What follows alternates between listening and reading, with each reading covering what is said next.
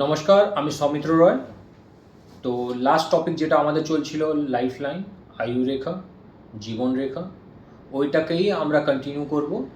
তো ডাইরেক্ট আমি আপনাকে হোয়াইট বোর্ডের দিকে নিয়ে যাচ্ছি। লাস্ট টাইম আমি আপনাকে দেখিয়েছিলাম কি আমরা আয়ু কেমন ক্যালকুলেট করি।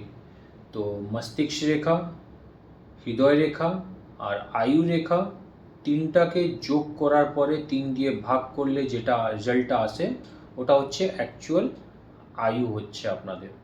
তো ওই টপিকটা আপনাকে ক্যালকুলেট করে বার বানানো শিখিয়ে দিয়েছি। এবারে ওটার নেক্সট পার্টে আমরা যাচ্ছি।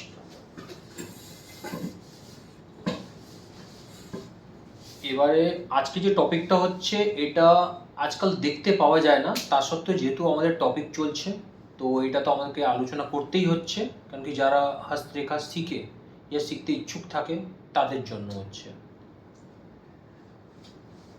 যেটা আপনাদেরকে যেটা বললাম, এই যে 4টা লাইন হচ্ছে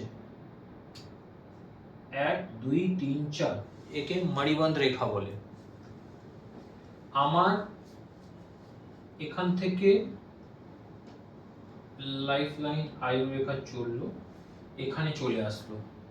এর মানে কি হচ্ছে, অন অ্যাভারেজ যদি আমি দেখতে চাই এটা হয়ে যাচ্ছে আমার 80 বছর। যদি এটা অনেক জায়গায় দেখা যায় এই মণিবন্ধটাকে ক্রস করে এখান পর্যন্ত চলে আসে, এই যে লাস্টে আপনি দেখতে পাচ্ছেন।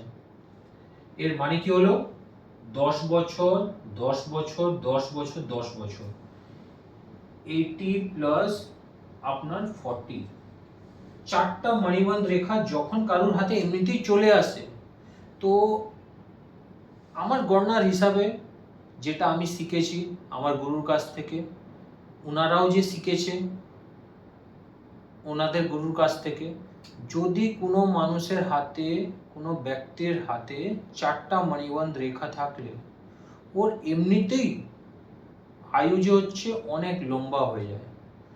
অন জেনারেল যদি আমরা দেখি, দুটো তো সবারই হাতে থাকে, 3টাও পাওয়া যায়, 4 নম্বরটা আস্তে আস্তে কারো আগে চলে আসে, না হলে নর্মালি একটু দেরি হয় আসতে। তো এক একটা লাইন ইন্ডিকেট করে 10 বছর, 4টা লাইন আছে 40, তাহলে আপনার এখানে হয়ে যাচ্ছে 120 বছর। এবারে অনেক সময় দেখা যায়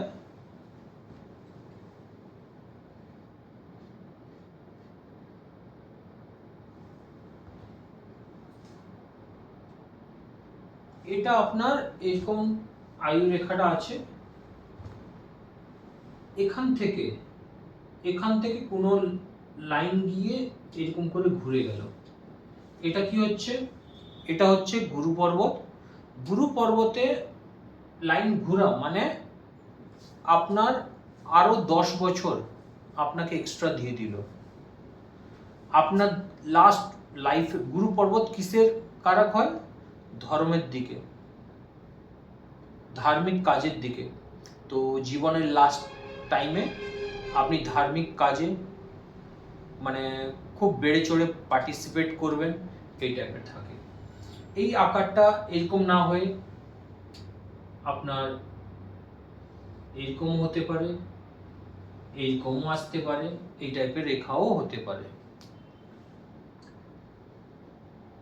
এবারে আরেকটা বলছি, যদি রেখা, এই যে আয়ু রেখা এখান থেকে হয়ে এরকম যদি চলে যাচ্ছে, ইয়া এরকম এসে এরকম যদি চলে যাচ্ছে, তাহলে এটা কোথায় পৌঁছাচ্ছে, শনি পর্বতে। শনি পর্বত কার কারক হচ্ছে, আপনার এখানে যেটা বললাম 80 প্লাস 10, এটা হচ্ছে শনি পর্বত পয়সার কারক। আপনার যখন মানে যে ব্যক্তিটা আছে ওনার বয়সটা যেটা হচ্ছে ওটা আপনার গুরু পর্বত ক্রস করলো, তারপরে শনি পর্বতে আসলো, এর মানে কি হচ্ছে ওনার এজটা আরো 20 বছর বেড়ে গেল। আর একটা জিনিস হচ্ছে, যখন আমাদের বয়স বাড়ছে শরীরে প্রবলেমগুলো আসা আরম্ভ করছে। কেন, আমরা জানি যখন আমাদের বয়স বাড়ছে আমাদের যে অর্গানসগুলো হচ্ছে ওদেরও তো বয়স হচ্ছে, আস্তে আস্তে ওরা ফাংশন করা কমিয়ে দেয়, তো রোগ ব্যাধিগুলো বাড়তে থাকে। এখনও আমি যতগুলো হাত অ্যানালাইসিস করেছি, এখনও আমি কোনো লাইন দেখিনি যেটা এখান পর্যন্ত পৌঁছেছে আমার অ্যানালাইসিসে আপাতত। যেহেতু একটা টপিক চলছে ওই জন্য আপনাকে সব ফ্যাক্টরগুলো বলছি। কোনো আকারগুলো এরকম এসে সূর্য পর্বতে চলে গেল, এখানে ছিল 10 বছর, এখানে আসলো 10 বছর, এরকম যদি চিহ্ন থাকে এর মানেটা হচ্ছে আপনি আপনার চারদিকে প্রসিদ্ধি প্রচুর বাড়বে, অনেক লোক আপনাকে জানবে, চিনবে, অনেক লোক। এই যে লাইনটা যেহেতু আমি এখান পর্যন্ত দেখিনি, তো আশা করছি এই লাইনটা তো আমি দেখবো কোথা থেকে, বা যেটা আমাদের বইতে মেনশন থাকে ওই জিনিসগুলোই আপনাকে বলছি আমি। এরপরে যখন আমার এখানে চলে এসছে মানে আরো 10 বছর আমার আয়ুটা বেড়ে গেল। কোন রেখা যদি ইনকেস এইরকম করে এসে এইরকম চলে যাচ্ছে, তাহলে হচ্ছে আগেকার যুগে যে ঋষিমুনিরা থাকতেন, আগের যে যুগটা ছিল, শুনেছি নাকি এরকম হাতও এসছে যাদের রেখাটা এরকম করে বুধ পর্বত পর্যন্তও গেছে। যখন বুধ পর্বত পর্যন্ত পৌঁছে যাচ্ছে, ধর্মের দিকে আছে, পয়সা আছে, মান সম্মান আছে। বুধ হচ্ছে ভাষাশৈলী। ভাষাশৈলী একটা সাধু সন্ন্যাসীদের থেকে ভালো কারোর হতে পারে না, ওদের কাছে নলেজ আছে।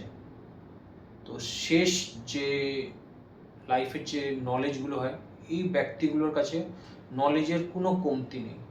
জীবনের সব জিনিস এরা টেস্ট করে নিয়েছে। এদের কাছে আপনি জ্ঞানের সব রকম যে উত্তরগুলো থাকে, প্রশ্নের উত্তরগুলো সব কিছু এদের কাছে অ্যাভেলেবল থাকে। তো এই নিয়ে আজকের টপিকটা আমি শেষ করছি এখানে। নমস্কার।